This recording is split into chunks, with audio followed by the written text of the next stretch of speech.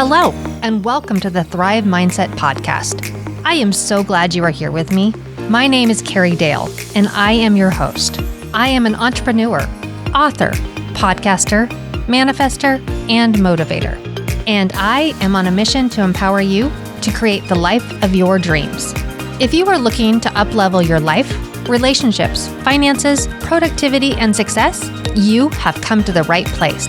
I will share with you tools, resources, strategies, my failures, and my successes that have all helped me achieve the life of my dreams.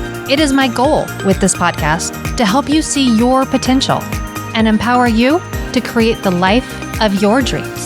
So let's get to it. Welcome back to the Thrive Mindset Podcast, where we dive deep into mindset shifts, personal growth, and the power of manifestation.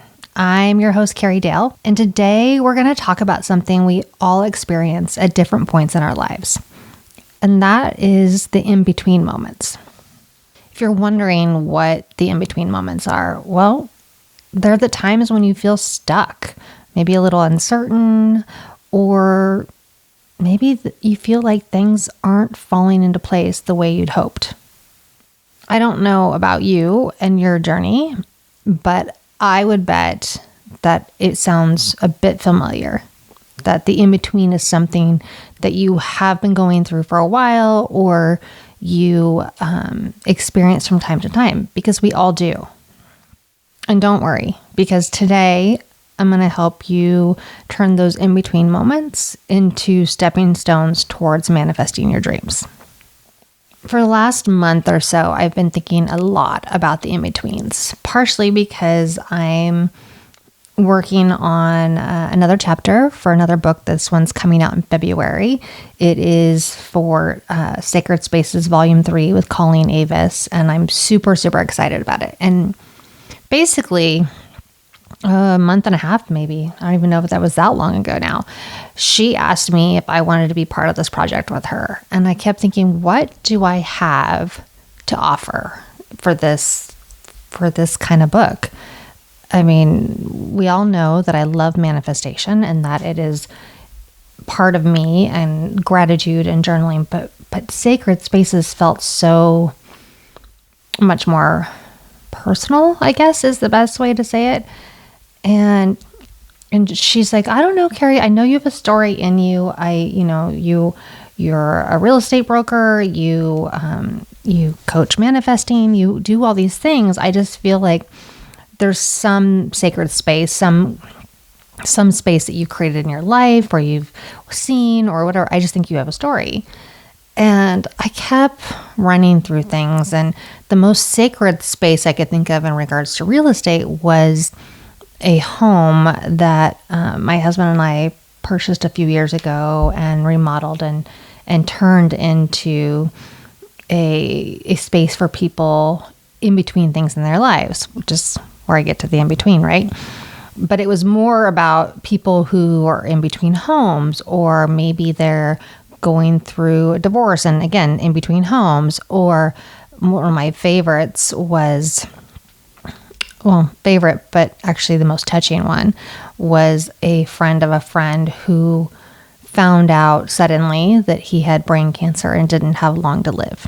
And his home in our town was way out in the country and not convenient for family and friends, nor was it a conducive house for what was going to be happening to him physically and just needing the help he needed. And he spent his remaining months in our lovely little home, surrounded by family, and living his in-between. But sharing the story about the house isn't really what I felt like Colleen was asking me to do. It was part of the story, right? It was part of what she was asking me, but she was really, really asking me to stand naked in front of the world and share something deeper. And so I spent a lot of time thinking on it, and I spent a lot of time thinking about what the in-between is for us as humans, not just a space we live in, but in our lives. What's that in-between space in our lives? And I realized how many in-betweens I've been through, and how, there's a couple I'm in right now. And one's a little bit more of a long-term one, which I share in the chapter, and I'm not going to spoil it for you now. You're just going to have to read it when it comes out in February.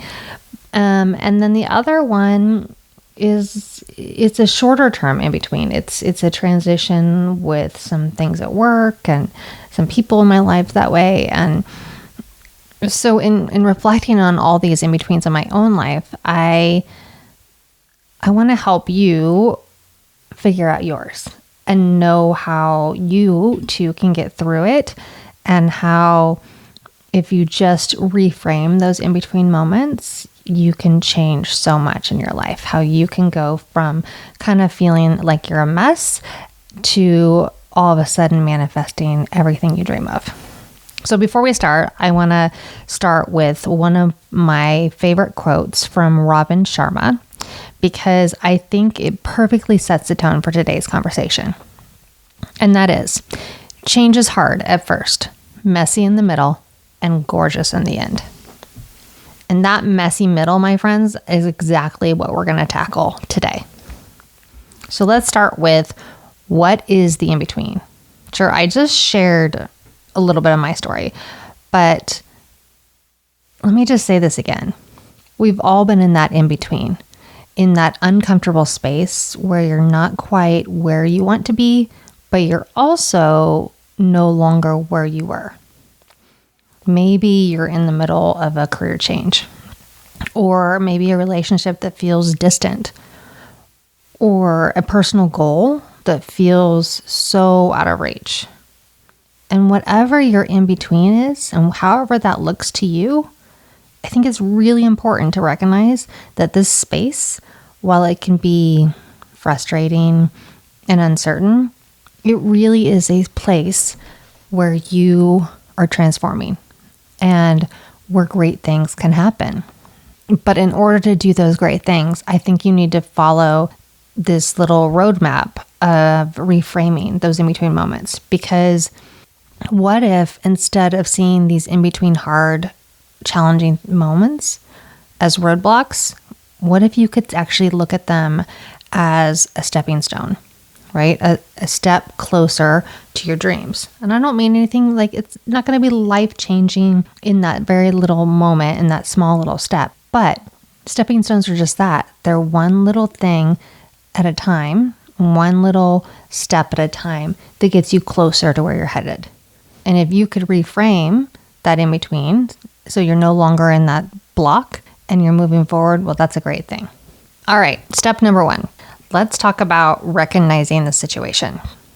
The first step, really, truly, is to recognize what's really happening. It's about getting real with yourself and naming the thing that's challenging you. What is that messy middle that you were in? And if you're struggling to identify it and to be specific about what it is, I would suggest that you look deep inside, because I think a lot of times that messy middle is something that we're avoiding acknowledging. And we avoid it because it feels too overwhelming or it's too uncomfortable. But that transformation of reframing, it's going to start with your honesty. So take a moment right now and think about all the in-between spaces in your life, the ones in the past that you've already dealt with to the ones that you're in right now. And maybe right now you're waiting for a job promotion that hasn't come yet, or you're going through some major life transformation. Whatever your middle is right now, whatever your in-between space is right now, recognize it, acknowledge it, and name it, because you can't change it if you don't face it. All right, now that you know what your in-betweens are, let's do step number 2. And that is to identify the emotional impact it has on you. So now I want you to dig deeper. I want you to dig deeper beyond just acknowledgement and being honest. I want you to tell me how identifying it makes you feel. And I want you to put emotions with what's being stirred up in you about the in-between. Are you frustrated? Are you stressed? Are you maybe a little hopeless? Are you excited? Are you nervous? Are you a little bit of all of it? It's okay to feel whatever you feel. I think I've just learned that from my own journey through this, that naming the emotions helps me take control of them rather than letting them control me. The in-between that I share in this upcoming chapter, it's a hard one. It's a really, really emotional one for me. It is one that I have been in and out of most of my life. And it's one that there's a lot of hurt and there's a lot of sadness and there's also a lot of love and excitement. But I had to go through identifying what it was and identifying all the feelings that I came with it before I could move forward in reframing. And when you get to that point where something like this is so consuming, but you're able to take control, it becomes empowering and you just transform. It's beautiful. So I really want you to ask yourself, what emotions are coming up for you right now? How are these feelings shaping the way that you see the situation? Write those emotions down, say them out loud, or just sit with them for a moment. But just like you were honest before about what that in-between is, now I want you to be equally honest about how you feel about it. Now, the next couple steps, they are actually, to me, the fun part. And so I would say get excited now, because step 3 is challenging that narrative. And why I want you to get excited about this is because you are in control of your life. You are in control of that narrative. You are in control of how you see things, how you view things, how you live. And this step's a big one, right? Challenging the story you've been telling yourself. It's so hard, right? It can feel impossible because often we get stuck in the narrative that we've been telling ourselves and it isn't even serving us. Maybe you're telling yourself that you're not good enough, that things never work out, or that this challenge is too big to overcome. Well, I'm here to tell you that you have the power to change that story. I know it doesn't feel like it right now, but you do. So ask yourself, is this narrative helping me? Or is it holding me back? And what if there's a different way to look at this situation? What if this in-between space isn't actually an opportunity for you to grow? What if it's an opportunity for you to stop being stuck? What if you're on the brink of a breakthrough of something amazing and you're so focused on the negative narrative that you can't see the positive one right in front of you? Seriously, I challenge you to change the narrative. Step 4. Now that you've challenged it, rewrite the story. Now that you have come up with the new way of thinking, it's time for you to write out how and where you're going to go. This is where you shift your mindset from I'm stuck to I'm growing, or from I'm lost to I'm finding my way. Or how about even this? From I'm falling to I'm learning. And if you're struggling rewriting this right now, I want you to think about a time when you overcame something difficult in the past. And how did you change your perspective in that? How did you move forward? Think about it. Think about the last time you had a challenge that was this hard. And when you think about that and you identify the things you did, now use that same energy and apply it to your current situation. Visualize what that new story looks like.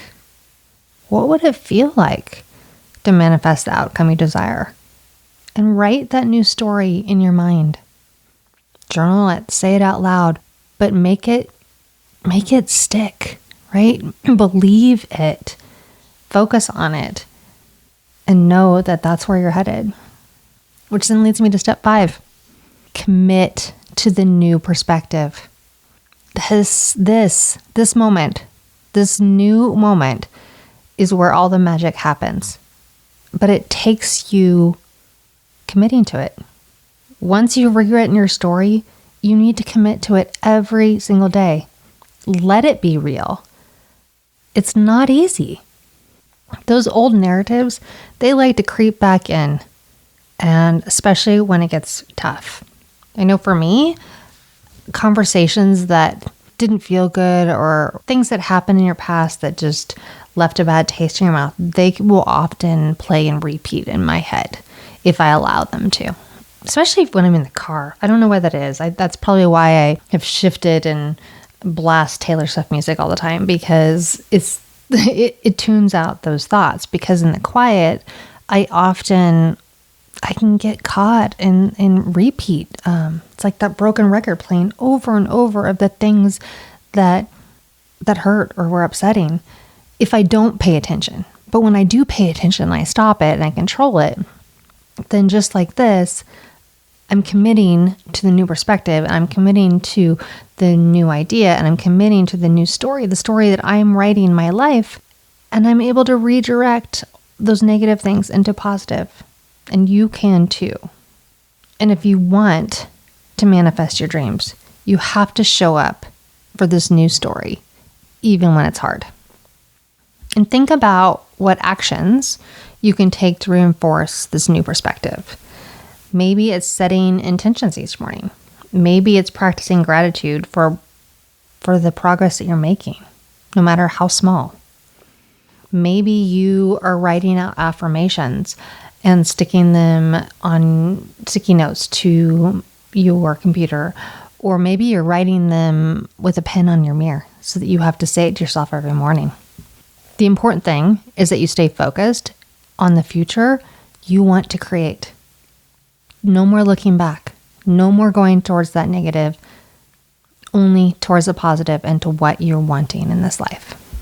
And lastly, I really want to talk about the importance of connection and support, right? I want to take a moment and let you know that you don't have to do this in between alone. Reach out to your friends. Reach out to me.